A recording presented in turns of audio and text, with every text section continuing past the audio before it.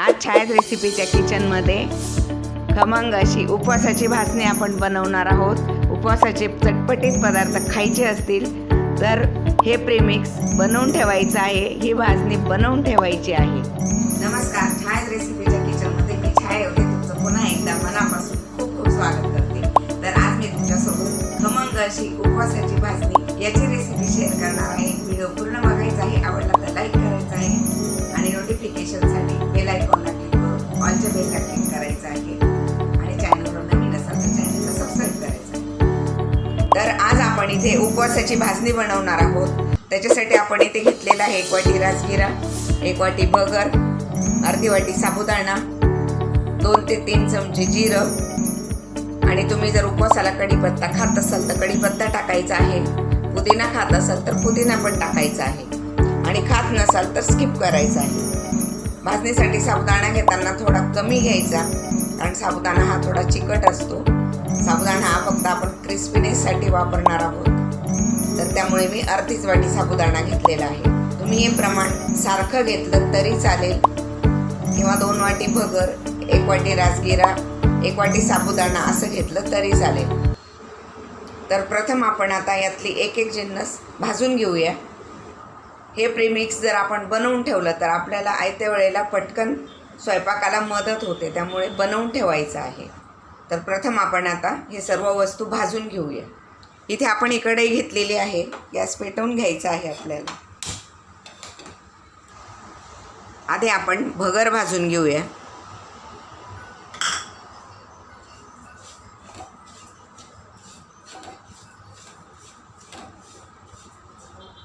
या सर्व वस्तू आपण मीडियम हाय गॅसवर भाजायच्या आहेत, खूप मोठ्या गॅसवर नाही भाजायच्या, जळून जातात मग ते। भगर भाजताना छान खमंग वास येईपर्यंत भाजायचे आहे, त्याचा रंग चेंज नाही होऊ द्यायचा। अगदी थोडीशी गुलाबीसर व्हायला लागली की गॅस बंद करायचा आहे।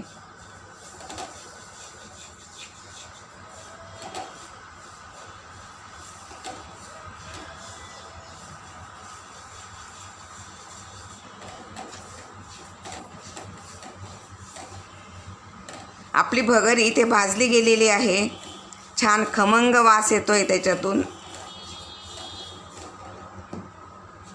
आता आपण ही काढून घेऊया। त्या परातीत मी ती काढून घेते आहे।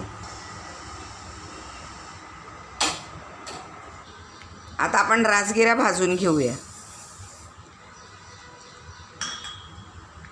राजगिरा हा फुटेपर्यंत भाजायचा नाही,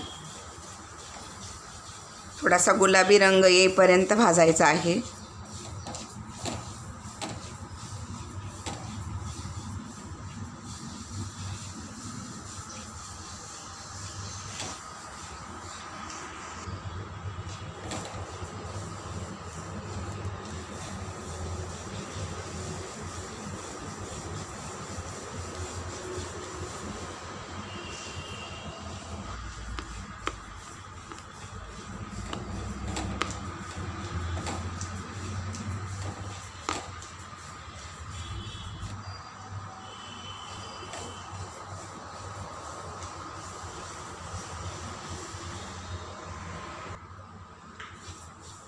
इथे आपला राजगिरा पण भाजला गेलेला आहे, हा पण आपण त्या परातीत काढून घेऊया।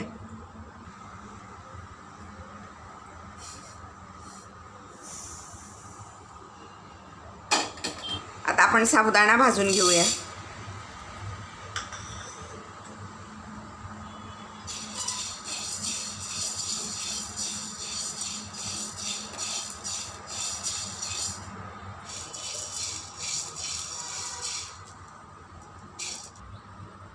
या भाजणीत आपण अजून 2 वस्तू घालूया, त्या मी तुम्हाला नंतर सांगते।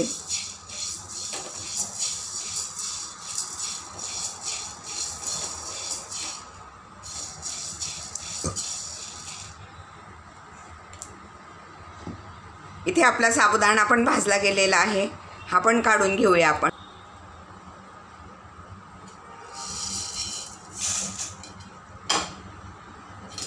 आता आपण जिरं भाजून घेऊया।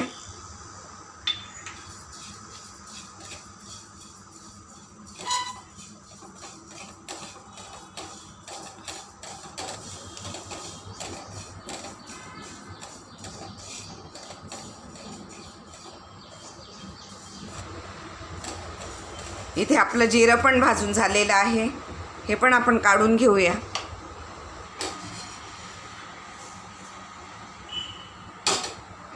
आता यात काय टाकायचं अजून हे मी तुम्हाला सांगणार होते. तर तुम्ही जर कोथिंबीर खात असाल तर तुम्हाला धने चालत असतील, मला वाटतं धणे चालत असतील तर धने टाकायचे आहे भाजून. हे ऑप्शन आहे, पण कोथिंबीर जर खात असाल तर धने टाकायला हरकत नाही, म्हणून धणे भाजून टाकायचे आहेत.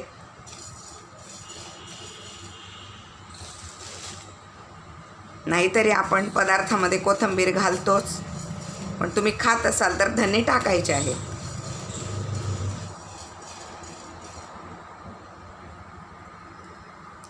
धणे पण आपले भाजून झालेले आहेत, आपण हे पण काढून घेऊया.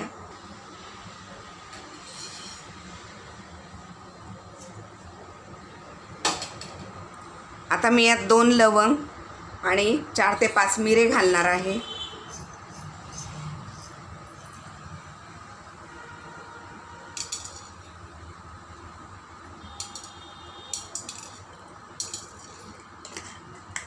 इथे 7 मिरे मी टाकलेले आहेत आणि 2 लवंग टाकलेले आहेत.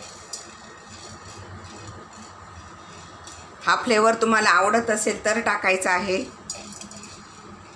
भाजल्यामुळे याचा फ्लेवर ॲक्टिवेट झालेला आहे छान. आता आपण हे काढून घेऊया.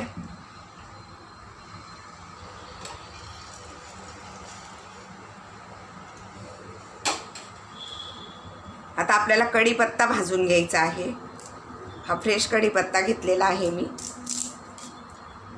हा पण ऑप्शन आहे, तुम्हाला चालत असेल तर टाकायचा आहे, नाहीतर फक्त जिरं घातलं तरी चालेल.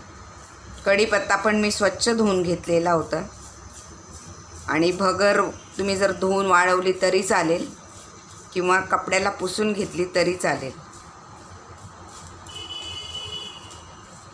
हल्ली तर सगळं स्वच्छच येतं मार्केटमध्ये विकायला, त्यामुळे जास्त गरज पडत नाही साफ करण्याची.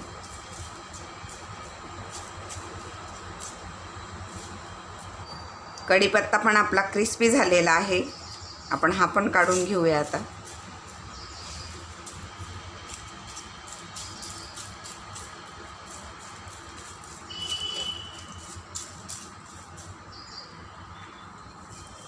तुम्हाला पुदिना आवडत असेल तर ह्याच पद्धतीने पुदिना पण भाजून घ्यायचा आहे.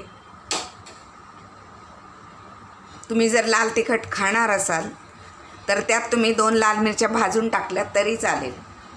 आता मी त्या घालणार नाही आहे, पण तुम्हाला आवडत असेल तर टाकायचं आहे. इथे आपली भाजणी तयार झालेली आहे. ही गार झाल्यानंतर मिक्सरला वाटून घ्यायची आहे, किंवा तुम्हाला जर गिरणीत दळायची असेल तर गिरणीतून दळून आणायची आहे.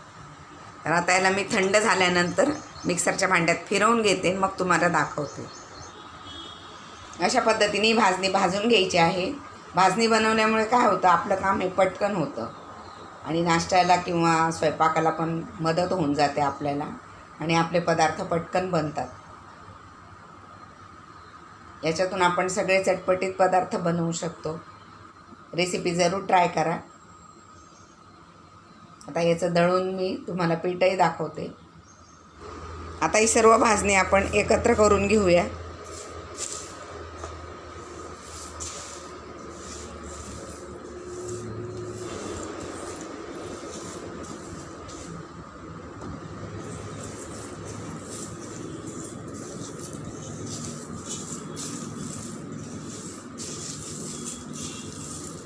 भाजून घेतल्यामुळे या सर्व वस्तू अगदी वजनाला हलक्या झालेल्या आहेत. मस्त बघा किती छान आवाज येतोय त्याच्यातून. ह्या पद्धतीने भाजणी बनवायची आहे.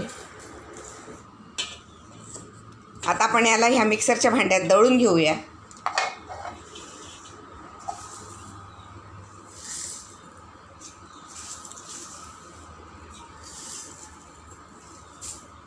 आपण याला 2 वेळा करून दळून घ्यायचं आहे.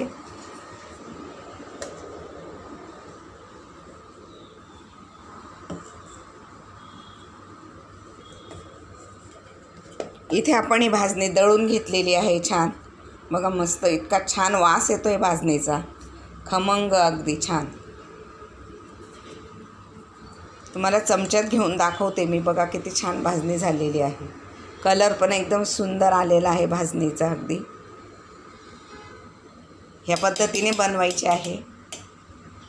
ह्या डब्यात आपण भाजणी काढून घेऊया.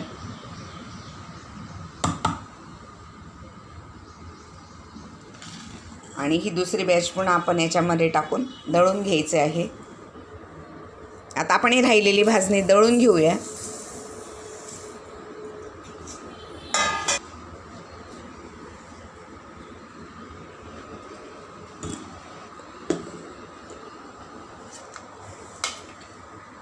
बघा किती छान कलर आलेला आहे भाजणीचा. अगदी मस्त.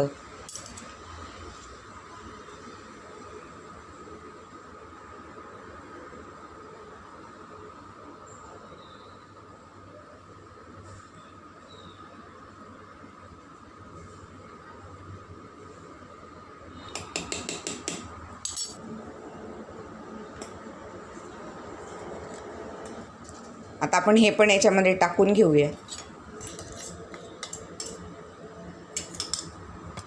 तेवढ्या वस्तूंमध्ये आपली ही एवढी भाजणी तयार झालेली आहे. ही भाजणी आपण प्लेटमध्ये काढून घेऊया, म्हणजे ती तुम्हाला अगदी क्लिअर दिसेल.